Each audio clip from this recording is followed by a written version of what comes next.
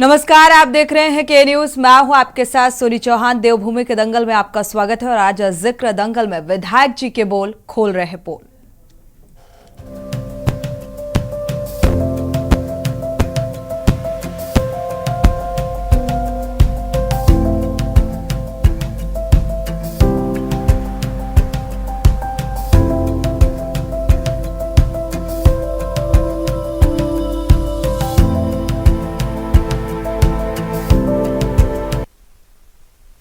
उत्तराखंड में smart city के कार्यों पर बवाल लगातार जारी है और एक बार फिर से बीजेपी के ही विधायक विनोद चमोली ने स्मार्ट सिटी देहरादून की कार्यप्रणाली पर सवाल खड़े कर दिए हैं। बीजेपी विधायक विनोद चमोली ने इन कार्यों की जांच की मांग की है और साथ ही अधिकारियों पर मनमानी करने का भी आरोप लगाया है। विधायक चमोली का कहना है कि स्मार्ट सिटी लिमिटेड के तहत जो डीपीआर पहले तैयार किया गया था उसके हिसाब से काम नहीं हो रहा। और इतना ही नहीं, विनोद चमोली ने आरोप भी लगाया है कि राज्य के शहरी विकास मंत्री ने सदन में उन्हें यह मामला उठाने नहीं दिया। उनका यह भी कहना है कि इस मामले की गंभीरता को समझते हुए उन्होंने विधानसभा में भी विषय को उठाने की कोशिश की, लेकिन विभागीय मंत्री ने उन्हें सदन में ऐसा करने से रोक दिया और इसके कारण वो इस मामले को सदन में नहीं उठा पाए। आपको बता दें कि स्मार्ट सिटी लिमिटेड देहरादून के कार्यों पर लगातार सवाल उठ रहे हैं। विपक्ष के साथ ही सत्ता पक्ष के विधायक भी इस पर सवाल खड़े कर रहे हैं। लगातार उठते सवाल सरकार की टेंशन को और बढ़ा रहे हैं और इस मामले को लेकर अब आरोप प्रत्यारोप का दौर भी शुरू हो गया है। सवाल यह है कि क्या प्रधानमंत्री के ड्रीम प्रोजेक्ट को राज्य के अधिकारी पलीता लगा रहे हैं। आज इसी मुद्दे को लेकर हम चर्चा करेंगे। पहले आपको रिपोर्ट दिखाते हैं।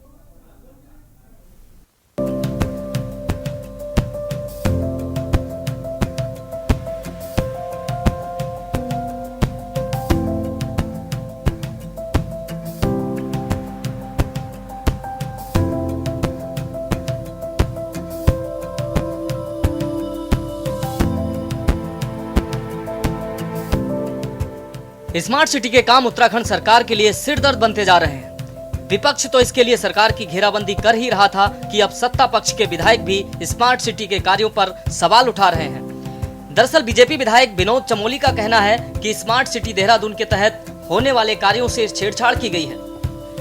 उनका कहना है कि जो डीपीआर तैयार की गई थी उसके हिसाब से काम नहीं हो रहा है। उन्होंने इस मामले की उच्च स्तरीय जांच की मांग की है, साथ ही दोषी अधिकारियों पर भी कार्रवाई किए जाने की मांग की है। इतना ही नहीं, विनोद चमोली का कहना है कि राज्य के शहरी विकास मंत्री ने सदन में उन्हें ये मामला उठाने नहीं दिया। उनका कहना है कि इस मामले की गंभीरता को समझते हुए उन्होंने विधानसभा में भी विषय को उठाने की कोशिश की थी, लेकिन विभागीय मंत्री ने उन्हें सदन में ऐसा करने से रोक दिया, जिसके कारण वह इस मामले को सदन में नहीं उठा पाए। ऑब्जेक्शन है इस स्मार्ट सिटी के मैटर में और मैंने समय समय पर बातें उठाई है कि जो ओरिजिनल डीपीआर था वो इम्प्लीमेंट हुआ ही नहीं। ये मैंने बोला है। मैंने कहा जो डीपीआर हमने नगर निगम से जो हमने काम स्वीकृत किए थे उस समय, जिसके एवज में हमको स्मार्ट सिटी की सैंक्शन मिली थी, जो हमने प्रोजेक्ट सामने रखे थे, वो प्रोजेक्ट तो हुआ ही नहीं। वो सारा का सारा सिनेरियो ही बदल गया। क्या कुछ प्रोजेक्ट है? वो चीज़ें ही बदल गई। जैसे पलटन बाजार का था, पलटन बाजार का पूरे पलटन बाजार जीर्णोद्धार था, उसमें बहुत बढ़िया रोड थी, सेंट्रल पोल्स थे, उसमें साइकिलिंग ट्रैक था, साइकिलिंग से लोगों को जाना था, बड़ी गाड़ियाँ बैन होनी थी, तो बहुत सारा कुछ था उसमें। तो मैंने बार बार ये मांग की है। मैंने विधानसभा में भी बोला था, उसमें आपने देखा होगा हमारे मंत्री जी ने मुझे रोक दिया आगे बोलने के लिए। हमारे साथी हैं तो चुप भी हो गया बाद में, क्योंकि साथी हैं, अगर मुझे कुछ कहने के लिए मना कर रहे हैं तो मुझे मानना पड़ता है। लेकिन मैंने वहाँ पर भी क्लियर किया कि भाई जो ओरिजिनल डीपीआर है उस डीपीआर को आज के काम से कंपेयर करना चाहिए। आपको बता दें कि देहरादून को स्मार्ट सिटी के रूप में विकसित करने के लिए साल 2018 में स्मार्ट सिटी परियोजना पर काम शुरू किया गया। शुरुआत में 1406 करोड़ का प्रोजेक्ट स्वीकृत किया गया, जिसमें घंटा घर के 2 किलोमीटर सर्किल को बिजली, पानी, सड़क से लेकर यातायात आदि व्यवस्थाओं को ऑटोमेटेड किया जाना था। प्रोजेक्ट सफल होने के बाद इसका विस्तार किया जाना था, लेकिन धरातल पर कार्यों की धीमी गति और गुणवत्ता पर लगातार प्रश्न चिन्ह खड़े होते रहे हैं।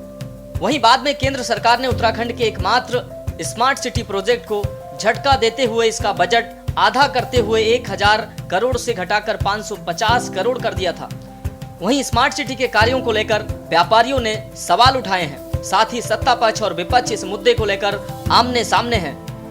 4 व्हीलर यहीं से जाते हैं क्योंकि वो गूगल मैप के हिसाब से चलते हैं वो, लेकिन वो वहाँ पे कोई रोकने वाला नहीं है जहाँ से एंट्री होती है सहारनपुर चौक से, वो यहाँ घुस जाते हैं। ई रिक्शा देखो आप, रेडी वाले देखो, उसके हिसाब से यहाँ देखो पिछले संडे को कम से कम 15-20 लोगों के मोबाइल और जेब कटी हैं, 15-20। एक लेडीज का तो पिट्ठू से पर्स निकाल दिया, वो रो रही थी यहाँ पर। फिर मैंने उनको कहा आप रिपोर्ट लिखवाओ, फिर उनको कोतवाली भेजा मैंने लेडी को। इतनी जेबें कटी हैं। स्मार्ट सिटी के नाम पर कोई काम कुछ नहीं है, कुछ नहीं हुआ, कुछ नहीं हुआ। काम चल रहा है अभी तो शहर में, बाकी हल्के स्पीड थोड़ी स्लो है, मगर आने वाले टाइम पे जब स्मार्ट सिटी कंप्लीट हो जाएगी तो देहरादून में एक निखार आएगा और अलग ही स्टेट हमारा देहरादून अलग ही चमकता हुआ नजर आएगा। उत्तराखंड प्रदेश का देहरादून जो है अभी थोड़ा सा पीछे चल रहा है स्लो काम की वजह से, और आगे आने वाले टाइम पे स्पीड भी पकड़ेगा और बहुत बढ़िया देहरादून निखर के आएगा। इस पर सरकार भ्रष्टाचार में आखंड गले तक संलिप्त है। मैंने जो भी बात करी खनन में भी वही भ्रष्टाचार है। अब स्थिति ये हो गई है कि भारतीय जनता पार्टी के लोग भी, जिनका सरोकार इस उत्तराखंड से है, जिनकी भावनाएं जुड़ी हुई हैं, और भारतीय जनता पार्टी के भी जो नेता जो उत्तराखंड के विकास से जिनका नाता है, जो चाहते हैं कि उत्तराखंड में विकास हो, हमारी देवभूमि की छवि अच्छी रहे, ईमानदारी रहे, तो वो सब लोग भी कहीं दबे मुँह तो कहीं खुलकर अब उस भ्रष्टाचार के बारे में बोलने लगे हैं। अगर आप देखेंगे तो भी मैंने आपको बताया, रुद्रपुर में जिस ज़मीन की कीमत सरकारी खजाना लुटाने का काम इसी को कहते हैं कि 80,000 से 1 लाख रुपए स्क्वायर मीटर है, उसे आपने 11,500-12 हज़ार स्क्वायर मीटर में आपने जो है अलॉट कर दी। हमारे विधायकगण किस परिप्रेक्ष्य में बात करते हैं, किस परिप्रेक्ष्य में बात कर रहे हैं, वो जनप्रतिनिधि हैं, जनता द्वारा चुने गए प्रतिनिधि हैं, और समय समय पर अगर जो इस प्रकार की चीजें वो उठाते हैं तो निश्चित रूप से हमारी सरकार कहीं पीछे नहीं हटती है। अगर जो हमारे विधायकों के माध्यम से ऐसी चीजें आती हैं तो कार्रवाई होती है। स्मार्ट सिटी में पहले भी कार्रवाई है, अन्य चीजों पर हमारे कई विधायकों ने बहुत सारी जगहों पर अन्य चीजें उठाई हैं तो निश्चित हमने कार्रवाई की। हमारी सरकार कहीं पर भी उत्तराखंड का विकास अवरुद्ध न हो, उत्तराखंड में विकास बदस्तूर जारी रहे, इस पर काम कर रही है। और जो भी हर्डल्स होंगे, जो भी लोग होंगे गलत काम कर रहे होंगे, तो सरकार किसी भी हद तक कार्रवाई करेगी। कुल मिलाकर स्मार्ट सिटी के कार्यों ने सरकार की टेंशन को बढ़ा रखा है। इसके साथ ही स्मार्ट सिटी की कछुआ चाल ने आम जनमानस को सुविधा देने के बजाय उनको उल्टा परेशानियों में डाल रखा है। ऐसा नहीं है कि स्मार्ट सिटी के तहत कार्य नहीं हुए। शहर में स्मार्ट सिटी के तहत इलेक्ट्रॉनिक बसों का संचालन हो या फिर स्मार्ट सिटी के तहत शौचालय, पार्क आदि का सौंदर्यीकरण, ये सब कार्य हुए हैं। लेकिन बड़ा सवाल ये है कि आखिर क्यों अधिकारियों ने डीपीआर से छेड़छाड़ की? आखिर क्यों राज्य के अधिकारी प्रधानमंत्री के ड्रीम प्रोजेक्ट को पलीता लगाने में लगे हुए हैं? क्या धामी सरकार ऐसे अधिकारियों पर कोई कार्रवाई करेगी? क्या इस मामले की उच्च स्तरीय जांच होगी? Uttarakhand desk report. तो जाहिर सी बात है, अगर स्मार्ट सिटी का जिक्र करें तो उत्तराखंड के लिए कहा जाता है अगर स्मार्ट सिटी योजना के तहत कार्य होता है तो उत्तराखंड में, यानी कि जो उत्तराखंड के व्यापारी हैं वो खुश होंगे क्योंकि इससे निखार आएगा। लेकिन अब सवाल इस बात को लेकर वो भी विपक्ष के साथ साथ अब सत्ता पक्ष के ही विधायक स्मार्ट सिटी के प्रोजेक्ट को लेकर सवाल खड़े कर रहे हैं। तो ये मामला इसलिए भी बेहद अहम हो जाता है क्योंकि स्मार्ट सिटी को लेकर लगातार सवाल उठते रहे हैं। कछुआ गति से ही सही, अगर काम पूरा हो और विकास की रफ्तार तेज हो तो उम्मीदें बंध जाती हैं कि अब स्मार्ट सिटी के तहत कार्य किया जा रहा है। लेकिन इसके साथ साथ अगर डीपीआर से छेड़छाड़ और अफसर मनमानी करने लगे तो आप कैसे उम्मीद कर सकते हैं कि स्मार्ट सिटी के तहत कार्य किए जा रहे हैं या स्मार्ट सिटी बनेगी? इसी को लेकर आज देवभूमि के दंगल में हम चर्चा करेंगे। हमारे साथ खास मेहमान जुड़े हुए हैं, आपका परिचय करा देते हैं। संजीव वर्मा जी हैं, प्रदेश प्रवक्ता हैं बीजेपी से। स्वागत है आपका इस चर्चा में शामिल होने के लिए। कांग्रेस प्रवक्ता आशीष नौटियाल जी हैं, आपका भी बहुत बहुत स्वागत इस चर्चा में शामिल होने के लिए। आपसे संगीता शर्मा हैं, आपका भी बहुत बहुत स्वागत है इस चर्चा में शामिल होने के लिए। थपलियाल जी हैं, अनिल थपलियाल जी केंद्रीय यूकेडी प्रवक्ता हैं, आपका भी बहुत बहुत स्वागत जी। गिरधर शर्मा जी हैं, वरिष्ठ पत्रकार, आपका भी बहुत बहुत स्वागत। आप सभी मेहमानों का स्वागत इस चर्चा में शामिल होने के लिए। शुरुआत कांग्रेस से कर लेते हैं, आशीष नौटियाल जी से शुरुआत कर लेते हैं। आशीष जी, विपक्ष लगातार स्मार्ट सिटी प्रोजेक्ट को लेकर सवाल उठाता रहा है, लेकिन अब सत्ता पक्ष के विधायक ही सवाल उठाने लग गए हैं और यहां तक कि विधानसभा में भी इस बात का जिक्र किया तो उन्हें उनके ही मंत्री ने मना कर दिया। इस तरीके की बातें निकलकर सामने आ रही हैं और स्मार्ट सिटी एक ड्रीम प्रोजेक्ट है प्रधानमंत्री नरेंद्र मोदी का, और कछुआ चाल के साथ साथ डीपीआर से जो छेड़छाड़ की बात निकलकर सामने आ रही है, तो कैसे स्मार्ट सिटी बनेगी? हमेशा जब भी डिबेट होती है, चाहे डिबेट किसी भी मुद्दे पर हम लोग करते हैं, पर स्मार्ट सिटी का नाम जरूर बीच में आ जाता है। बिल्कुल, क्योंकि स्मार्ट सिटी एक ऐसा ड्रीम प्रोजेक्ट था जिसको उत्तराखंड की जनता ने सोचा कि हमारा कितना सौभाग्य प्राप्त हुआ है कि प्रधानमंत्री मोदी जी ने देहरादून को भी स्मार्ट सिटी में चुना है। जो पहले 100 शहर चुन रहे थे उसमें देहरादून को भी चुना है। लेकिन स्मार्ट सिटी जहां तक हम देखते हैं और हमेशा डिबेट में उठाते भी हैं इस बात को, ये कहीं ना कहीं भारतीय जनता पार्टी के नेताओं का पैसे कमाने का अड्डा रह चुका है। इसको ये लोग सोचते हैं पैसे कमाने के लिए एक बड़ा प्रोजेक्ट लाए, 1500 करोड़ रुपए का लिया है, इसमें जो बंदर बांट की जा सके वो करे। आज देखिए मैडम, स्मार्ट सिटी का प्रोजेक्ट पूरा नहीं हुआ, उससे पहले ही आप इन्होंने जो पानी के एटीएम लगाए थे वो एटीएम बंद होने की कगार में खड़े हैं, बंद दिख रहे हैं कई जगह पर। शौचालय इनके इतने दिख नहीं रहे हैं। बसों की हालत अब धीरे धीरे खराब होने वाली है।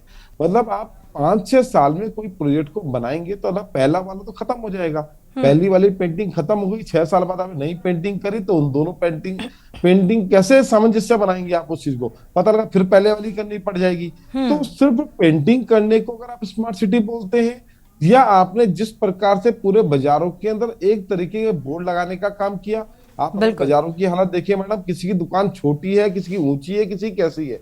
इन्होंने सिर्फ एक लाल रंग के बोर्ड पकड़ा दिए, कहीं पे भगवा रंग के बोर्ड पकड़ा दिए कि ये बोर्ड आप लोग लगाओ और इनसे हम स्मार्ट बन जाएंगे। तो अगर पहले पता होता इसी तरीके से अगर हम लोगों ने स्मार्ट बनना है तो शायद हम पहले ही स्मार्ट बन चुके होते, पर ऐसा नहीं होता। व्यापारियों की जिस तरीके से प्रतिक्रियाएं निकलकर सामने आ रही हैं वो वाकई कई सवाल खड़े कर रही हैं। और स्मार्ट सिटी को इसीलिए ड्रीम प्रोजेक्ट कहा गया है कि भाई अगर स्मार्ट सिटी प्रोजेक्ट के तहत काम किया जाता है तो जाहिर सी बात है उत्तराखंड में एक निखार देखने को मिलेगा। लेकिन यहाँ पर तो अतिक्रमण से लोग बेहद परेशान नजर आ रहे हैं, जेब कतरों से लोग बेहद परेशान नजर आ रहे हैं। ये व्यापारियों की प्रतिक्रियाएं निकलकर सामने आ रही हैं। हमारे साथ और भी मेहमान जुड़े हुए हैं, रुक कर लेते हैं। आम आदमी पार्टी से संगीता शर्मा जी की प्रतिक्रिया भी बेहद अहम हो जाती है, जिस तरीके से स्मार्ट सिटी को लेकर ये सवाल खड़े हो रहे हैं। देखिए सोनी जी, स्मार्ट सिटी पर सवाल आज खड़ा हो रहा हो ये कोई नई बात नहीं। जब से ये प्रोजेक्ट आया है लगातार विपक्ष ने तो सवाल उठाए हैं जनता की आवाज बन करके, लेकिन सत्ता पक्ष में भी चाहे वो तीरथ सिंह रावत जी हो, माननीय त्रिवेंद्र सिंह रावत जी हो, विनोद चमोली जी हो, लगातार सवाल उठते हुए आए हैं। भ्रष्टाचार के भी सवाल उठे, अब डीपीआर के साथ छेड़छाड़ हुई है, इस पर भी सवाल उठ रहा है। और देखिए डीपीआर के तहत काम नहीं हो रहा है तो आप भ्रष्टाचार कहीं ना कहीं कर रहे हैं, इसीलिए आप डीपीआर के तहत काम नहीं कर रहे हैं। और ड्रीम प्रोजेक्ट कब पूरा होना था? समय की एक गाइडलाइन होती है सोनी जी, कोई भी परियोजना बनती है, कोई भी आप विकास का मॉडल लेकर के आते हैं तो एक समय सीमा होती है कि ये प्रोजेक्ट इतने से इतने समय तक पूरा होगा। ये थोड़ी उसे बीरबल की खिचड़ी बना दिया जाए कि अता पता ही नहीं है कब पूरा होगा। और आप देखिए कि भाजपा जो भी काम करती है उसमें इसी तरह की हिलाहवाली होती है। कोई एक प्रोजेक्ट हो तो समझ में आता है। आज हमारे जो 41 मजदूर भी जो अंदर सुरंग में फंसे हुए हैं और इस चीज को झेल रहे हैं, आज वो टॉपिक नहीं है। लेकिन स्मार्ट सिटी की डीपीआर के साथ छेड़छाड़ की बात आई तो मैं सोनी जी इस एक लाइन जरूर बोलना चाहूंगी कि जो हमारी टनल बन रही है उसका नाम था Silkyara bend Barkot tunnel with escape passage. आप सोचिए कि स्केप पैसेज उसका नाम था, वो टनल के साथ प्रस्तावित थी, टनल बनने को आपकी पूरी होने को थी और वो स्केप पैसेज का आता पता नहीं है। तो आप सोचिए कि जो एक का प्रोजेक्ट लेकर के चलते हैं और उसका जो प्लान होता है आप उसके तहत काम नहीं करते, जिसका खामियाजा बाद में भुगतना पड़ता है। चाहे वो स्मार्ट सिटी हो, चाहे हमारे आज 41 मजदूर जो सुरंग के अंदर फंसे हुए हैं वो भुगत रहे हैं। अगर स्केप पैसेज बना होता तो आज ये दुर्दशा ना होती, आज ये परेशानियां ना झेलनी पड़ती। तो आपके पास काम करने का विजन ही नहीं है। मैं तो साफ कहूंगी कि भाजपा केवल एक हवाई बातें करती है, सपने दिखाने का काम करती है, लेकिन एक विजन और एक ब्लूप्रिंट जो बेटर होना चाहिए वो उनके पास नहीं है। बात तो अमृतकाल की करेंगे, हम चांद पर पहुंच गए लेकिन जब हम सुरंग से 41 मजदूरों को नहीं निकाल पा रहे तो बहुत दुख होता है कि हम ऐसे अमृतकाल में रह रहे हैं और ऐसे विकास के मॉडल की बात करते हैं जहां हम स्मार्ट सिटी को समय सीमा पर पूरा नहीं कर पा रहे। स्मार्ट सिटी तो छोड़िए, हमारे उत्तराखंड की तो एक स्मार्ट सिटी की हालत इतनी खराब है, और बिल्कुल। हम बात करते हैं अमृतकाल की, तो एक हास्यास्पद सी स्थिति लगती है सोनी। बिल्कुल। यूकेडी प्रवक्ता भी जुड़े हुए हैं हमारे साथ, अनिल थपलियाल जी, आपका रुख करेंगे। अनिल जी, अब स्मार्ट सिटी विवादों के घेरे में नजर आ रही है। हालांकि शुरुआती दौर से ही इसमें आरोप और सवाल विपक्ष खड़े करता रहा है, लेकिन अब ये सत्ता पक्ष के ही विधायक सवाल खड़े कर रहे हैं। ये बड़ी बात है, और क्या इसे संजीदगी से लिया जाएगा, गंभीरता से लिया जाएगा? लिया जाना चाहिए। सबसे बड़ी बात तो ये आपने कहा कि यूकेडी की तरफ रुख करना चाहिए, तो ये बहुत बड़ी बात है, क्योंकि क्षेत्रीय दल है तो रुख आपको मजबूरी से करना ही पड़ेगा, क्योंकि ये दोनों राष्ट्रीय दल हैं और हम क्षेत्रीय दल हैं। तो क्षेत्रीय दल जो है वो मूलभूत सुविधाओं को समझता है और बेसिक उस पर कार्य करता है। और मैं समझता हूँ कि जो लोग यहाँ बैठे हैं पैनलिस्ट, हमारे पत्रकार महोदय जी को, गिरिधर शर्मा जी को छोड़ के बाकी जितने भी पैनलिस्ट यहाँ बैठते हैं बीजेपी के हो या उनके, वो हमारे यहाँ प्रोडक्शन हाउस है, वो हमारे यहाँ से गए हुए हैं ट्रेन करके, और यहाँ पे फिर राष्ट्रीय भाषा बोलने लग जाते हैं। ठीक है, तो मैं क्षमा चाहता हूँ अगर मैंने कहा होगा। ठीक है, ठीक। मैं सर्वप्रथम ये कहना चाहूंगा कि ये जो स्मार्ट सिटी का ड्रीम प्रोजेक्ट था, ये अपना माननीय प्रधानमंत्री जी का एक सपना था कि मैं पहाड़ में, उत्तराखंड में एक ड्रीम प्रोजेक्ट के तौर पे उसमें इसकी एक गिनती थी और शीर्ष में टॉप 10 में था ये। तो ये मेरे ख्याल कार्य करने में कहीं ना कहीं विलंब हुआ ही पड़ा है। लेकिन अगर थोड़ा सा इस पे प्रकाश डालें हैं तो सरकार ने देहरादून में इस स्मार्ट सिटी परियोजना के तहत 1537 करोड़ रुपए बजट की मंजूरी दी थी। ये मंजूरी इनको मिली थी सरकार को, और स्मार्ट सिटी मिशन के तहत 50-50 वो हुआ था, क्या अनुपात का, फंडिंग का अनुपात हुआ था कि 50% सेंट्रल गवर्नमेंट देगा तो 50% स्टेट गवर्नमेंट देगा। इसका मतलब यह है कि भारत सरकार बजट 50% हिस्सा देगी और 50% राज्य सरकार इस पे खर्चा करेगी। बिल्कुल, ठीक है। देहरादून स्मार्ट सिटी परियोजना की वित्तीय जो अभी वर्तमान स्थिति में बताऊं, और अगर शायद मेरे ख्याल से हमारे मीडिया पर्सनों को तो बहुत अच्छी तरह समझ में आ जाएगा, शर्मा साहब तो बहुत अच्छी तरह समझते हैं। भारत सरकार द्वारा जारी धनराशि 248 करोड़ रुपए जो खर्च किए गए हैं, आप सुनिए, आप बात इसको सुन रहे। और एपीजी को अंतरिक्ष भारत सरकार की जो नीतियां होती हैं तो 248 करोड़ रुपए ये थे। अच्छा, जो जारी किया गया राज्य मिलान हिस्सा 250 करोड़ रुपए ये थे। यूटिलाइजेशन सर्टिफिकेशन भारत सरकार का जो खर्चा आया 225 करोड़ रुपए का, और जो उपयोगिता प्रमाण पत्र की स्थिति 114 करोड़ रुपए का। अब आप ये बताइए, टोटल 14 करोड़ का सिटी प्रोजेक्ट का है और 3 आदमी इसमें काम कर रहे हैं सिटी में। तो मैं ये तो नहीं कहूंगा कि भारतीय जनता पार्टी ने काम नहीं किया है। परेड ग्राउंड जरूर सजाया है, क्योंकि लोग बेचारे, पहले तो वहां पे लोग गाड़ी सीखने जाते थे और छोटे मोटे कार्यक्रम होते थे, और मुझे लगता है कि हमसे बेहतर तो हमारे वरिष्ठ पत्रकार शर्मा जी जानते हैं कि परेड ग्राउंड ही एक ऐसा सेंटर था, जैसे दिल्ली में मेडिकल था कि जिसको कहीं नहीं मिलना है उसको परेड ग्राउंड में आना है। उन्होंने उसको भी घेर दिया है, क्योंकि लोगों के पास अब जगह है नहीं, कहाँ जाएंगे, कहाँ मिलेंगे, क्या मिलेंगे। तो वो एक स्मार्ट सिटी का मॉडल उन्होंने तैयार कर दिया है कि अब वो कहने के लिए हो गया कि आप मॉडल सिटी यानी स्मार्ट सिटी में आइए तो देहरादून परेड ग्राउंड में आइए, वहां से आपको स्मार्ट सिटी दिख जाएगी। सारे गड्ढे भर चुके हैं, और अब 2023 में जो ग्लोबल इन्वेस्ट समिट है दिसंबर में, उसकी पूरी तैयारियां दुल्हन की तरह शहर को सजाया जा रहा है। जनता की परवाह नहीं, स्थानीय जनता के जिन्होंने चलना है, जिनके बच्चे स्कूल जाएंगे, जो G20 सम्मेलन है, समिट है, उस लिहाज से इन गड्ढों को भरा जा रहा है या फिर आम जनता की भी फिक्र नजर आ रही है? आप तो क्षेत्रीय पार्टी हैं, आपको तो बेहतर पता होगा। मैंने जो गिनवाया है बजट को, वो यूटिलाइजेशन होना चाहिए। तो आज तक तो ये बिल्कुल ऐसी होनी चाहिए थी, पेरिस और न्यूजीलैंड की जैसी तरह स्मार्ट सिटी होनी चाहिए थी। लेकिन अब स्मार्ट सिटी के नाम पे केवल ये रह गया है कि 2-4 गड्ढे भर दिए हैं और शहर को गुलाबी कर दिया है। क्योंकि मैंने कहा ना, आरएसएस जड़ है तो भाजपा फल है। तो हाँ बिल्कुल, और ये समिट होनी है दिसंबर में, तो जाहिर सी बात है जहां पर जो खामियां नजर आएंगी तो उनको भी पाट दिया जाएगा किसी तरह रंग रोगन करके, और यही स्मार्ट सिटी इसी तरीके से दिखाई जाएगी। करोड़ों का बजट और स्मार्ट सिटी के नाम पर किस तरीके से खर्च किया जा रहा है, किस तरीके से काम किया जा रहा है, इसी बात को लेकर हम चर्चा को आगे बढ़ाएंगे स्मार्ट सिटी प्रोजेक्ट को लेकर, क्योंकि ये एक ऐसा सपना, ड्रीम प्रोजेक्ट में से शुमार है, लेकिन इसमें किस तरीके से काम किया जा रहा है, डीपीआर के तहत काम नहीं किया जा रहा है और लगातार जो अफसर हैं वो बेलगाम हो चुके हैं। फिर हम कैसे सत्ता पक्ष विपक्ष पर उंगली उठा सकता है, और आज इसी को लेकर हम चर्चा भी कर रहे हैं। हमारे साथ बीजेपी प्रवक्ता भी जुड़ेंगे, साथ ही वरिष्ठ पत्रकार जुड़े हुए हैं। रुक कर लेते हैं गिरधर शर्मा जी का। गिरधर शर्मा जी, आपने देखा होगा कि अभी इससे पहले भी जो विधायक हैं बीजेपी के विनोद चमोली जी ने, उन्होंने ये सवाल उठाया था कि जो स्कूल हैं, सरकारी स्कूल, उनके बाहर रंग रोगन का काम किया जा रहा है, दीवारों में पेंटिंग की जा रही है, टाइल्स लगाए जा रहे हैं, मानो इनसे बेहतर कुछ ऑप्शन होगा ही नहीं आम जनता के पास। लेकिन अंदर की स्थिति भी उन्होंने बयां की कि उस पर भी ध्यान देने की जरूरत है, और आज स्मार्ट सिटी को लेकर एक बार फिर से उन्होंने अपना बयान जारी किया है। क्या स्मार्ट सिटी में आप क्या देख पा रहे हैं, क्योंकि कछुआ चाल चल रही है स्मार्ट सिटी की जो योजना है, और साथ ही डीपीआर के तहत काम नहीं किया जा रहा है, कैसे संभव होगा, अंतिम रूप कैसे मिलेगा इसे?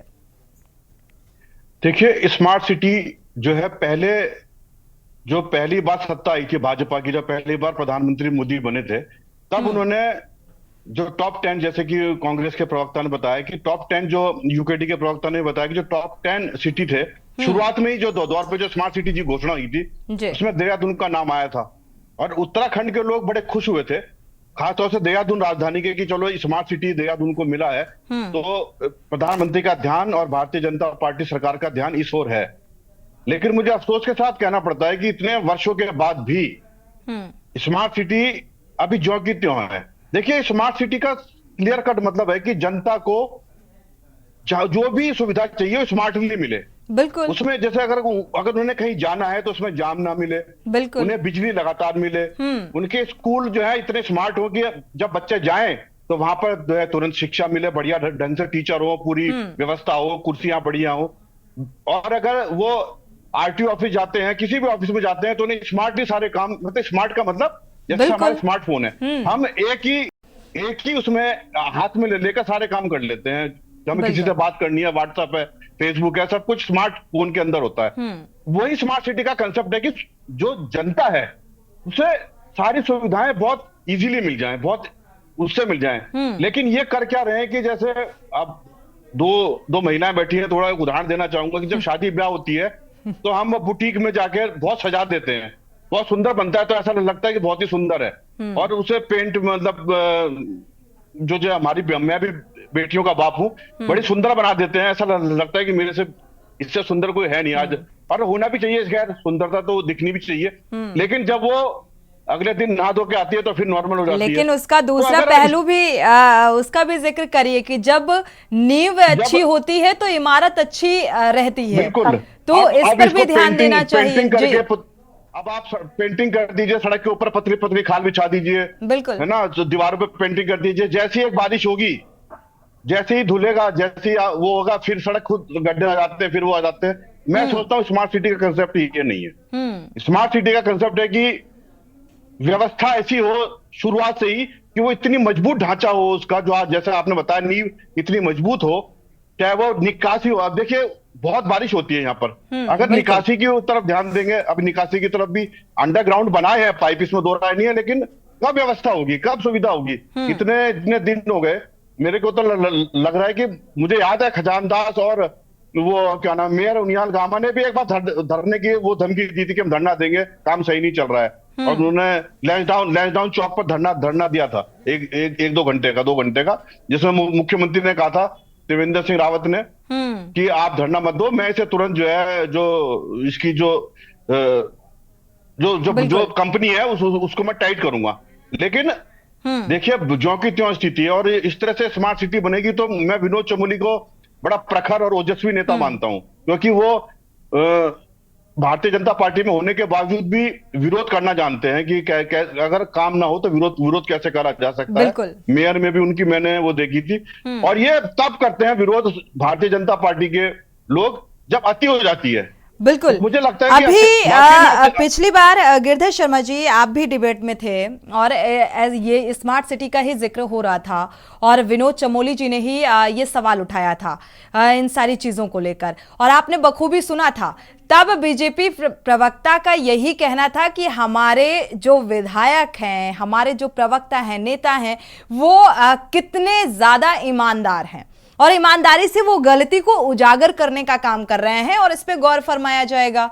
तो हम ये सवाल पूछना चाहेंगे, संजीव वर्मा जी भी हमारे साथ जुड़ चुके हैं, बीजेपी प्रवक्ता संजीव वर्मा जी से ये सवाल कि अब सत्ता पक्ष के ही विधायक सवाल उठा रहे हैं। विपक्ष अगर ये सवाल उठाता तो हो सकता है आप कहते विपक्ष में है, इनका काम ही यही है, तो ये अपना काम और अपनी जिम्मेदारी को निभा रहे हैं।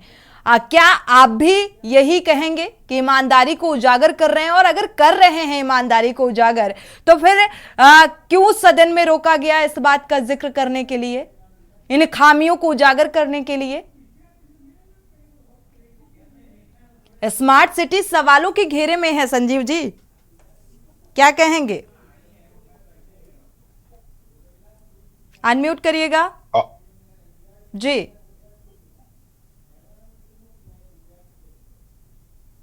संजीव जी आप सुन पा रहे हैं? जी संजीव जी आपकी आवाज थोड़ी सी डिस्टर्ब कर रही है, नेटवर्क प्रॉब्लम है जी। अगर आप सुन पा रहे हैं तो कंटिन्यू करिएगा।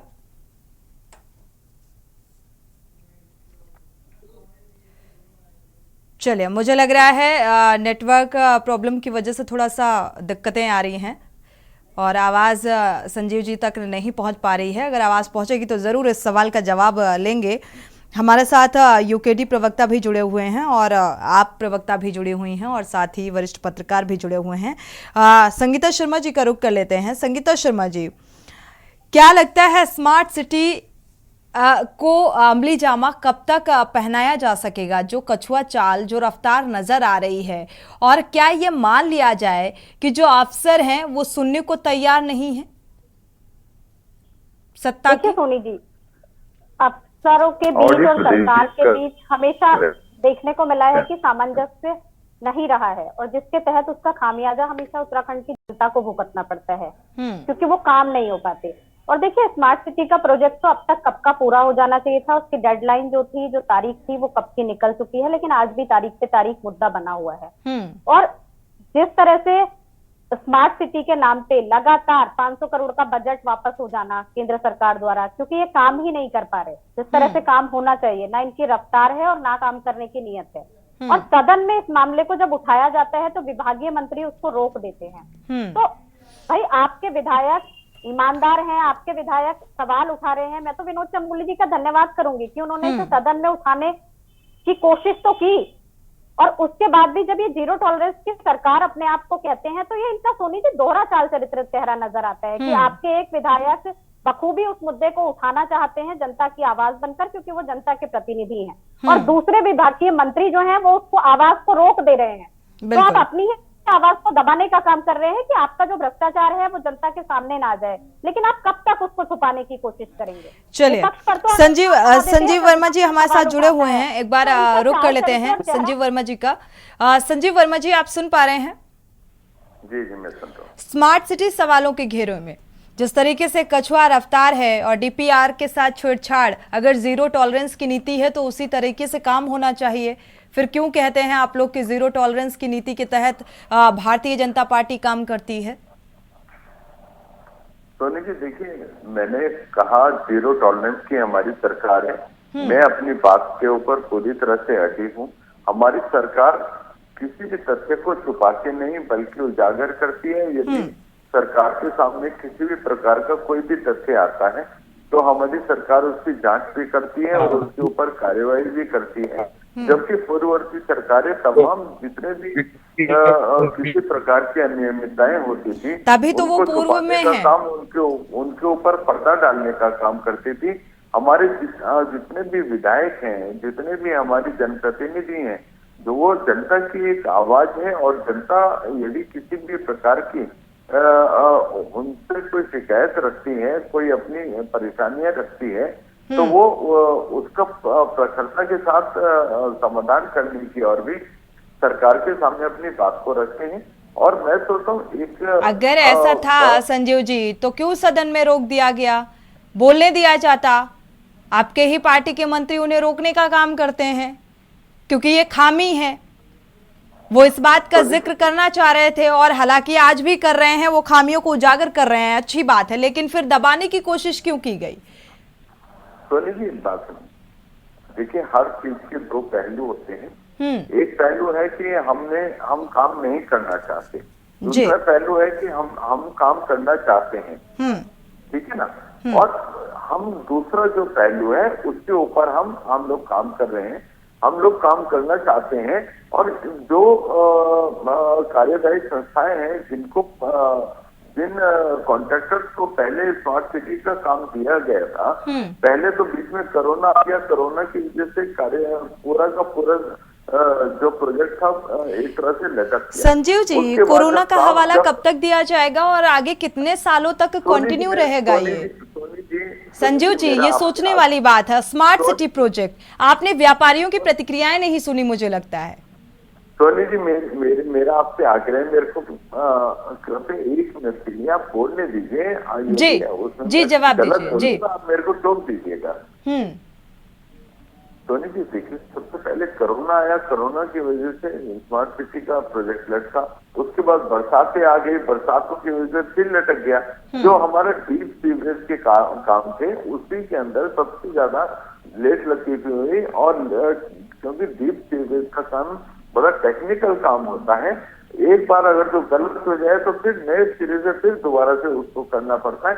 तो बहुत सोच समझ के इस काम को किया जा रहा था। और आज की तारीख में 95% काम स्मार्ट सिटी का शहर में अपना कैमरा लेके अपने पत्रकारों को साथ में लिया कर आप पूरे शहर का, इसीलिए तो ये सवाल कर रहे हैं संजीव जी। 95% आप कह रहे हैं और मुझे लगता है ना के बराबर स्मार्ट सिटी प्रोजेक्ट के तहत काम हुआ है। 95% अगर हुआ होता धरातल में, सुन लीजिए संजीव जी, अगर 95% हुआ होता तो आज व्यापारियों की ये प्रतिक्रियाएं सामने नहीं आ रही होती। जाम की समस्या आज भी बनी हुई है, वहां पर ई रिक्शा किस तरीके से जाम की समस्या पैदा कर रहे हैं, रेवड़ी वालों से बेहद परेशान व्यापारी। तो कहां पर स्मार्ट सिटी प्रोजेक्ट के तहत काम हो रहा है बताइए? सोनी जी, केवल हरिद्वार रोड पर इस समय सड़कों का काम, जो साइडों में डक्ट बननी है उसके ऊपर काम केवल शेष रहा है। और वो डक्ट का काम भी मैं सोचता हूँ इस हफ्ते पूरी तरह से कंप्लीट हो जाएगा।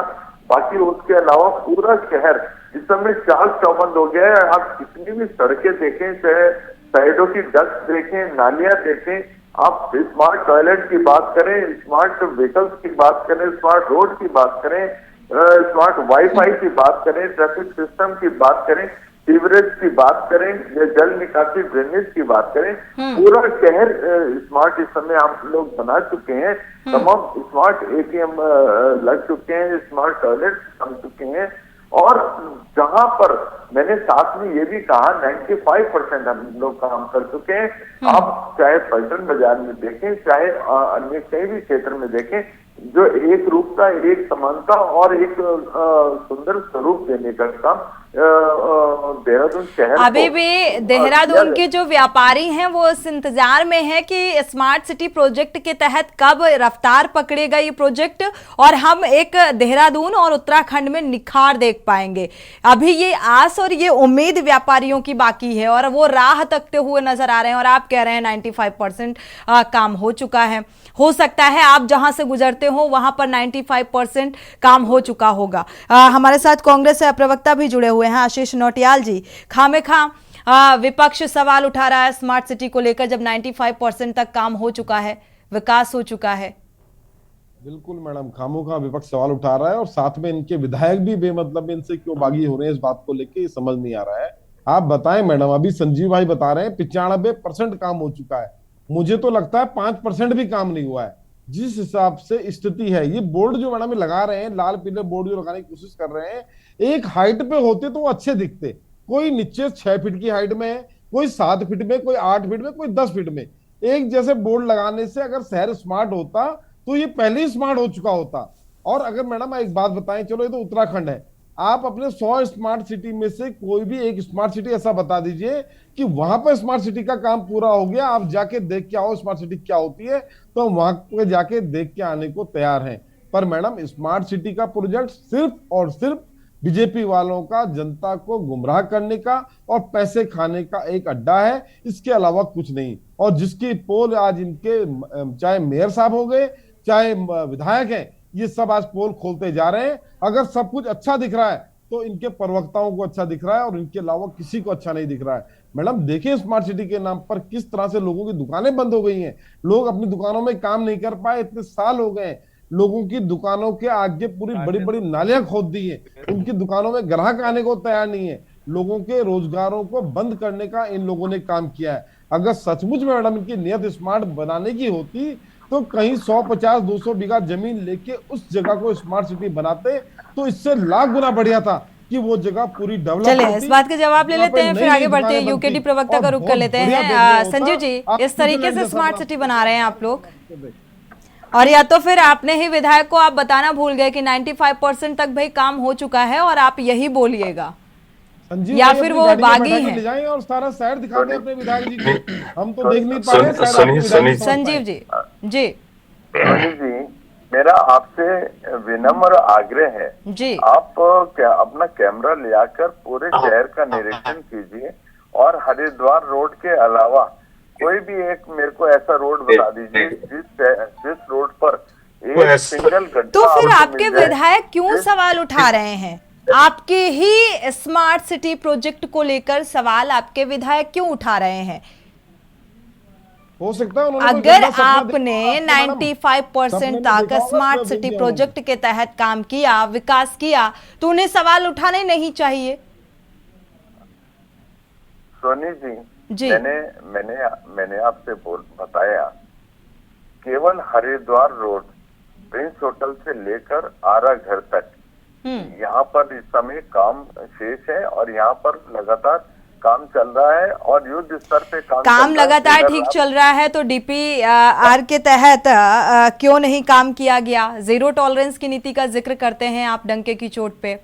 साथ ही जो सरकारी स्कूल हैं उनके अगर इंफ्रास्ट्रक्चर का जिक्र करें तो उनकी क्या कुछ हालत है, इस बात का भी जिक्र विनोद चमोली जी ने किया। सोनी जी, जी देखिए, माननीय विनोद चमोली जी हमारे माननीय विधायक जी हैं और प्रखर विधायक हैं, जनता की आवाज सुनते हैं, जनता की आवाज को सरकार तक पहुंचाने का वो लगातार काम करते हैं। और जो मैंने आपको बताया कि हरिद्वार रोड पर काम चल रहा है, तो हरिद्वार रोड चलिए, क्षेत्र में आता है। वॉइस थोड़ी सी डिस्टर्ब हो रही है। संजीव जी आते हैं, यूकेडी प्रवक्ता का रुख कर लेते हैं, इसके बाद आपका रुख कर लेंगे। यूकेडी प्रवक्ता भी हमारे साथ जुड़े हुए हैं, अनिल थपलियाल जी आपका रुख करेंगे।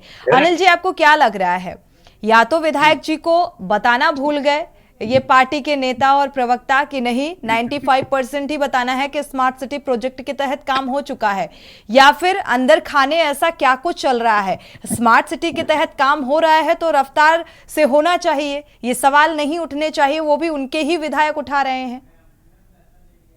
बिल्कुल सही बात कहा आपने सोनी जी। 100 स्मार्ट शहरों में इन्होंने स्मार्ट सिटी परियोजनाओं की सीमा जून 2023 तक रखी थी। अब ये बताइए कि 100 शहरों में, यानी ये जो स्मार्ट सिटी का ड्रीम प्रोजेक्ट था और जो टॉप 10 में मैंने बताया था पूर्व में अपना माननीय प्रधानमंत्री जी का ड्रीम सपना था, ये एक बहुत बड़ा सपना था उनका कि मैं ऐसा करूंगा जैसे पूर्व प्रधानमंत्री अटल बिहारी वाजपेयी जी का था, स्वर्गीय वाजपेयी जी का, कि मैं जितने भी गांव हैं उनको राष्ट्रीय राजमार्ग से जोड़ूंगा। तो वो भारतीय जनता पार्टी ने बहुत के जो नए हो पुराने हो कार्यकर्ताओं ने काम इतना बड़ा काम नहीं किया, क्योंकि उनकी वो एक योजना थी पहले से और उसको इम्प्लीमेंट किया है उन्होंने। अभी ड्रीम सिटी की जो बात चल रही है, मैं इसमें ये बताऊं कि ये ड्रीम सिटी का प्रोजेक्ट जब जून 2023 तक का था और था, जो मैंने आंकड़े गिनाए, इतना इन्वेस्टमेंट हो चुका है, सारी चीजें क्लैरिफिकेशन हो चुकी हैं, इसके बावजूद भी जहां जहां काम होना था वहां काम नहीं हुआ। अब काम ड्रीम सिटी में केवल स्मार्ट सिटी में देहरादून का केवल 4 रोड थोड़ी हैं, उसमें तो मेरे ख्याल सारे स्कूल्स हैं, सारे इधर बिल्कुल। अड़ोस पड़ोस जो चारों तरफ एंट्री है वो सारी होंगी ना। अब माननीय प्रधान अपने प्रवक्ता जी, भारतीय जनता पार्टी प्रवक्ता जी कह रहे हैं कि धीरे धीरे गति से काम चल रहा है। मुझे याद है कि उत्तराखंड और 2017 जो जब प्रथम सरकार बनी थी हमारी, प्रचंड बहुमत लेके आए थे भारतीय जनता पार्टी और उत्तर प्रदेश की सरकार, ये दोनों लगभग 1-2 दिन पीछे इनका शपथ समारोह हुआ था। तो एक पत्रकार ने वहां पे पूछा था हमारे कि भाई उत्तराखंड में 1 साल के बाद, एक एंकर ने पूछा था डिबेट्स में कि 1 साल के बाद कि आप यहाँ उत्तराखंड में कि आप ये बताइए माननीय मुख्यमंत्री त्रिवेंद्र जी को कि वहां पे जो विकास की गति है वो 60 किलोमीटर प्रति घंटे की स्पीड से है और यहाँ पे 40 किलोमीटर 30 किलोमीटर घंटे की प्रति घंटे के हिसाब से क्यों है। तो ये तो इनके नेताओं के हाल हैं, बुद्धिजीवी होने के बाद भी उनका जवाब सुनिए आप, बड़े तंग रह जाएंगे। माननीय शर्मा जी, गिरिधर शर्मा जी से मैं सुनूंगा, ये बड़ी उसकी बात है तो स्मार्ट सिटी या बड़ा प्रोजेक्ट, ड्रीम प्रोजेक्ट इनके माइंड में आएगा कैसा। ये कह रहे हैं यहाँ पहाड़ हैं, घुमाव है, गाड़ियां बहुत लेट चलती हैं, धीमी चलती हैं और यहाँ की गति स्लो है, पहाड़ी क्षेत्र है ये, तो यहाँ की जो विकास दर गति होगी वो धीमी धीमी होगी। ये इनके नेता का कहना है, नाम तो हम नहीं लेंगे, बहुत शीर्ष पद पे वो नेतृत्व कर रहे थे। माननीय त्रिवेंद्र जी ने 2017 में, अभी इन्होंने फिर फलानी बीमारी पड़ी, लेकिन 2017 में माननीय मुख्यमंत्री, पूर्व मुख्यमंत्री त्रिवेंद्र सिंह रावत जी ने इसका उद्घाटन किया था स्मार्ट सिटी का। और आज उसके बीच 20 में तो कोरोना 20 में हुआ ना, 20-21 में, उसके बीच 2003 साल के बीच क्या रहा, बिल्कुल कोरोना खत्म हुआ तो पूरी जिंदगी, पूरे दिन भर वो वायरस ही चल रहा है क्या इनको। अब आप ये बताइए, स्मार्ट सिटी के तहत इनके पास ड्रीम प्रोजेक्ट संबंधित कोई भी खाका नहीं था, केवल इन्होंने डॉक्यूमेंटेशन पूरे किए हैं और गड्ढों को भरने का काम किया था, वो गड्ढे भी पूरे नहीं भर पाए। और मैं गिनाऊं तो एक पलटन बाजार थोड़ा सा, और अपना ये क्या नाम है, ये एक द्वार है, वो कौन सा द्वार, शहीद द्वार पता नहीं कौन सा द्वार है, एक वो, और एक ये अपना परेड ग्राउंड, ये स्मार्ट सिटी में इन्होंने तैयार कर दिए हैं। बाकी इनको पूछिए कि भारतीय जनता पार्टी कार्यालय के संजीव जी तो कह रहे हैं सिर्फ हरिद्वार रह गया है। हरिद्वार रोड रह गया, कहाँ पे रह गया? हरिद्वार में है। हरिद्वार केवल स्मार्ट नहीं बन पाया, विकास वहां का नहीं हो पाया, यही कहना चाह रहे थे ना संजीव जी? कहाँ पे है? अब आजकल आप इसलिए उन रोडों को तैयार कर रहे हैं, इसलिए उनको सजा रहे हैं और दुल्हन की तरह, जैसे अभी हमारे समाजी पत्रकार साहब ने कहा, बहुत सही बात है कि जब किसी घर में शादी होती है तो वो पूरी तरह से उसको इस तरह से, रास्ते को इस तरह से बना देता है, दुल्हन की तरह सजा दिया जाता है। एक कहावत भी है कि शहर का परिचय रास्ते से, एक कहावत भी है कि शहर का परिचय रास्ते से, तो ये पता लगे कि उत्तराखंड नहीं होना चाहिए क्या, माननीय नहीं होना चाहिए क्या, प्रोजेक्ट पूरा हो तो गया, हमारे पूरा हो जो गया, देश विदेश से हमारे मेहमान आएंगे, अरे हम बिल्कुल होना चाहिए संजीव जी, इस बात से इत्तेफाक रखते हैं। हम भी तो आपके संजीव जी इस बात से इत्तेफाक रखते हैं, बिल्कुल होना चाहिए। कहते हैं जिस शहर के, जिस देश की शिक्षा, सड़क, पानी, बिजली, एजुकेशन, ये सारी चीजें चुस्त और दुरुस्त होती हैं, वो विकास को दिखाता है कि ये विकसित है। तो इस राह पर चलना चाहिए, लेकिन इस समिट की तैयारियों में उन खामियों को पाट देना और सिर्फ रंग रोगन करके अच्छा दिखा देना, क्या आप इसे स्मार्ट सिटी प्रोजेक्ट कहते हैं? इसे विकास कहते हैं आप? मैं 1 मिनट बोलना चाहूंगा, मैं इनसे आते हैं अनिल जी आते हैं, इस बात के जवाब ले लें। सोनी जी, चाहे स्वास्थ्य की बात करें, चाहे शिक्षा की बात करें, चाहे सड़कों की बात करें, चाहे जल की बात करें, चाहे विद्युत की बात करें, किसी भी क्षेत्र में हम पीछे नहीं हैं। चाहे इंफ्रास्ट्रक्चर की बात करें, आप पूर्ववर्ती सरकारों के शासनकाल में जो जितनी तभी वो पूर्व में उनके आगे पूर्व लग गया ना, इसीलिए तो पूर्व लगा। उन्होंने ईमानदारी से काम नहीं किया, जनता ने उन्हें पूर्व में ला दिया। जो आज आप कह रहे हैं कि पूर्ववर्ती सरकारों ने अभी जो प्रेजेंट टाइम में सरकार है आपकी, तो उसकी क्या जिम्मेदारी है? स्मार्ट सिटी प्रोजेक्ट किस तरीके से काम किया जाना चाहिए इसके तहत? क्या खामियों को पाटकर काम करना चाहिए कि हम बाहर का रंग रोगन और कायाकल्प करके उसे सुंदर दिखा दें, जैसा कि एग्जाम्पल दिया गिरधर जी ने?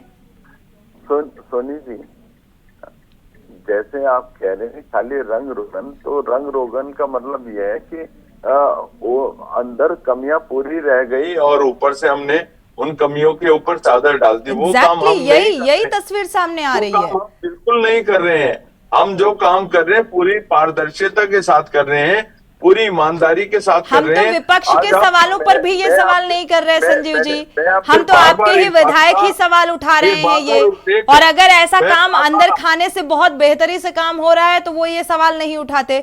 अनिल जी, अब अपनी बात को पूरा कर लीजिए, आगे बढ़ते हैं, गिरधर जी का रुख करेंगे। मैं ये कहना चाह रहा था माननीय प्रवक्ता जी से। इन्होंने कहा कि बहुत स्लो गति से चल रहा है और काम बहुत हरिद्वार में कंप्लीट हो गया है। हम हरिद्वार क्यों देखें भाई? भैया हरिद्वार हम उस शहर देखेंगे ना जहाँ पे तुम सबमिट करवा रहे हो। हम उस शहर को देखेंगे जहाँ से हमारा आना जाना आवागमन है, हमारी कैपिटल है, प्रदेश की कैपिटल है। पहले कैपिटल को तो सुधारो, तब जाओ ना हरिद्वार। भैया आप अपना दिमाग सुधारिए। शहर नहीं बना पाए, एक शहर को स्मार्ट नहीं बना पाए तो गाँव तो बना दो। सुधारिए, एक स्मार्ट सिटी गांव, एक स्मार्ट गांव तो बना दो, इतनी मेहरबानी कर दो। एक शहर तो नहीं बना पाए आप स्मार्ट, लेकिन एक गांव तो बना दो। ये मैंने पहले भी कहा था, बहुत बार मैं कह चुका हूं मैं डिबेट्स में, ये विकासशील प्रदेश, विकासशील देश है, विकसित नहीं है ना विकसित देश है। आप जितना कार्य करेंगे वो हो चुके हैं, आप उनकी गिनती न करें। जो भी सरकारें रहे, चाहे उन्होंने घोटाले किए, कुछ भी किए, सरकार में 2 बार हम भी रहे और आपके समर्थन में रहे, लेकिन इतना मैंने कहीं नहीं देखा कि आटे में नमक तो चलता है पर नमक में आटा ही डाल दिया आपने। ये वाला हिसाब मत करिए। और स्मार्ट सिटी जो आपने ड्रीम प्रोजेक्ट माननीय प्रधानमंत्री जी का है, उसको पूर्ण करें। हमारा सुझाव है विपक्षी क्षेत्रीय दल होने के नाते कि आप इस काम को करें। आप नहीं करेंगे तो 2027 में हम करेंगे। ये लिख के ले लो आज। चलिए, अंदर खाने पूरी तैयारियां चल रही हैं। अनिल थपलियाल जी, हालांकि यूकेडी लगातार कहती है क्षेत्रीय पार्टी है, लेकिन अंदर खाने क्या कुछ तैयारियां हैं? अक्सर आप लोग डिबेट में इस बात का जिक्र नहीं करते, तो हम चाहेंगे अगर कुछ ऐसी रणनीति बनाकर रखी है तो साझा कीजिए।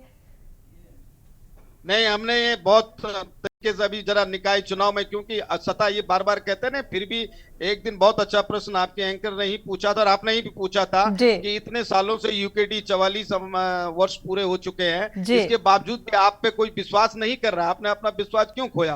उसके कई कारण रहे हैं कि अगर मैं दल से पहले अपनी अपेक्षा रखूंगा तो दल कभी भी ग्रोथ नहीं करेगा, क्योंकि पहले दल होगा तब मेरी अपेक्षा होगी। तो हमारे यहाँ कई मंत्री ऐसे आए जो माननीय प्रवक्ता जी हमारे संजीव वर्मा जी के साथ आज जो चाय पानी कॉफी पीते हैं, वैसे 4 विधायक हमारे भी थे। और संजीव शर्मा जी बहुत अपने गिरधर शर्मा जी जानते हैं। और आने वाला जो भविष्य है यूकेडी का, मैं समझता हूँ निकाय चुनाव अगर समय पे होते तो हम इनको अपना परिचय दे देते कि हमारी अंदर की जो रणनीति है, तो अभी थोड़ा सा इंतजार करना होगा। कोई गोपनीय नहीं है, वो पूरी तरह से हम मजबूत कर रहे हैं अपने आप को और बहुत मजबूती से हमारे। चलिए अनिल जी, इंतजार रहेगा, इस मजबूती को थोड़ा सा जल्दी साझा कीजिएगा, क्योंकि हमें भी इसका बेसब्री से इंतजार है, क्योंकि एक बहुत प्रतिष्ठित पार्टी भी है और जो विश्वास खोया उसको कैसे आप पूरी तरीके से फिर एक बार बनाएंगे, ये बड़ी बात होती है। बताइएगा, साझा कीजिएगा इस मंच में। गिरधर शर्मा जी का रुख कर लेते हैं, फाइनल कमेंट आपसे ले लेते हैं। गिरधर शर्मा जी, आप जो बखूबी सुन पा रहे हैं, अभी संजीव जी को आप सुन पा रहे थे, जून 2023 तक की जो डेडलाइन थी स्मार्ट सिटी प्रोजेक्ट को लेकर अगर बात की जाए, अभी कोरोना का हवाला देते हुए नजर आ रहे थे, उसके बाद मौसम के मिजाज में तब्दीली तो अक्सर देखने को मिलती है, क्योंकि पहाड़ी क्षेत्र है उत्तराखंड, यहाँ पर मौसम कब बदल जाए कुछ कहा नहीं जा सकता है। तो क्या ये जो हवाला दिया जा रहा है इसका, क्या यही एक जिम्मेदार है ये सारी चीजें, या फिर बात कुछ और नजर आ रही है? और कब तक जब भी जो इनकी योजना है, योजना तो बहुत खूब है, इसमें तो 2 राय नहीं है। योजना प्रधानमंत्री की जो स्मार्ट सिटी की जो योजना थी वो एक कायाकल्प के लिए ठीक ही हुए शहरों के कुछ कायाकल्प बदल जाए और एक से लगे, सुंदर लगे। और जो काम करता है गलती वही होती है। देखिए, जो काम नहीं करेगा वो गलती कभी होगी नहीं उससे। गलती वही होती है जहां पर काम करने की नियत होती है, काम करना चाहता है आदमी, लेकिन फिर गलती हो जाती है क्योंकि वो तो खुद करता नहीं है, करती तो कार्यदायी संस्था है या फिर वहां जो लोकल सरकार होती है, उसकी जिम्मेदारी हो जाती है उसको, उस योजना को फलीभूत करने की जो जिम्मेदारी है वो लोकल स्तर पर मानी जाती है। और मुझे याद है कि कंपनियों को कई बार डांटा भी गया है, ऐसी बात नहीं, कई बार कंपनी पे पेनल्टी भी लगाई है जो हीला वाला काम कर रही थी, बहुत स्लो काम हुआ। इसमें भी दो राय नहीं कि कोरोना आया, दो साल हम लोगों ने भी राशन बांटे, घर में रहे, हम लोग प्रेस क्लब से हम लोगों ने किया, तो काफी काम रुका रहा, विकास ठप रहा, इसमें भी दो राय नहीं। और जो आपने एक बात कही कि यहाँ पर बारिश बहुत होती है, बहुत तरह की जो है आपदा आती है, उनसे भी निपटना पहले जरूरी हो जाता है, बाद में दूसरे काम होते हैं। लेकिन इतने समय, बहुत समय हो गया, ये 6-7 साल हो गए, आखिर स्मार्ट सिटी का स्वरूप कब निखर के आएगा? अब ठीक है, सड़कें अब बननी शुरू हुई है, मैं भी कई बार रात को निकलता हूँ, सड़कें बन रही हैं। और जैसा उन्होंने कहा कि वो हरिद्वार की बात नहीं कर रहे थे बीजेपी प्रवक्ता, वो ये कह रहे थे कि प्रिंस चौक से लेकर हरिद्वार रोड पर आरा घर तक की सड़क रह गई है, बाकी सड़कें काफी बन गई हैं, इसमें मैंने भी देखा काफी बन गई है। लेकिन जिस तरह से मैंने बताया, खाली पेंटिंग करके, अब जैसे पेंटिंग की जा रही है उसके पीछे पहले ऐसी सुरक्षा की जाए कि उसकी दीवार में सीमेंट हो। पहले अब पता चला कि ईंटों की दीवार है, आपने उसमें हल्का सा व्हाइट पेंट करके पेंट कर दिया, तो पेंटिंग तो धुल जाएगी फिर, जब तक कि मजबूती के साथ उसमें पेंटिंग नहीं होगी। मेरा मतलब यह था कि नींव जो है, जो भी हो वो बड़ी मजबूती के साथ हो। और एक मेरा सुझाव है सरकार को, अगर बीजेपी प्रवक्ता वहां तक पहुंचा दें अपने मुख्यमंत्री तक, कि क्यों ना योजना निगरानी प्रकोष्ठ बनाया जाए जिसमें कि ऑल पार्टी के लोग हों, कांग्रेस के भी उसमें 1-2 जने हो, यूकेडी के भी हो, भाजपा के भी हो, आम आदमी पार्टी के भी हो। संजय जी, क्या ऐसा हो सकता है? वैसे बहुत मुश्किल लग रहा है। अब भाई संसद में होती है ना समितियां, बिल्कुल, आपका सुझाव बहुत महत्वपूर्ण है, लेकिन डिपेंड ये करता है ना कि सत्ता पक्ष इसे स्वीकार करेगा। संजीव जी, ऐसा संभव है? सोनी जी देखिए, भारतीय जनता पार्टी तो बहुत बड़े मन की पार्टी है और राजनीति से हमेशा ऊपर उठ के जनहित में सोचती है, जनहित के कार्यों को करती है और कोई विश्वास। चलिए, ये सुझाव क्या स्वीकार्य योग्य है? बस इतना जानना चाहते हैं, ये सुझाव आगे पहुंचा सकते हैं आप? सोनी जी देखिए, जो अच्छे काम होते हैं और एक नए इनोवेशन वाले काम होते हैं उनको करना चाहिए, लेकिन क्या विपक्ष उन कामों में अपनी सहमति देगा? विपक्ष हाँ को हाँ और ना को ना बोलने की हिम्मत रखता है? जो अच्छे काम होंगे उनको अप्रिशिएट करने की हिम्मत करता है? अगर करता है तो ठीक है, उसके लिए हम तैयार हैं। ठीक है, एक बार फिर से विपक्ष को ही सवालों के घेरे में खड़ा कर दिया। शुक्रिया आप सभी मेहमानों का इस चर्चा में शामिल होने के लिए। जिस तरीके से स्मार्ट सिटी प्रोजेक्ट को लेकर सवाल उठाए जा रहे हैं और अब क्या यह रफ्तार पकड़ेगा, ये फिलहाल देखना होगा। इसी के साथ देवभूमि के दंगल में फिलहाल बस इतना ही। आगे खबरों के लिए आप देखते रहिए के न्यूज़ इंडिया।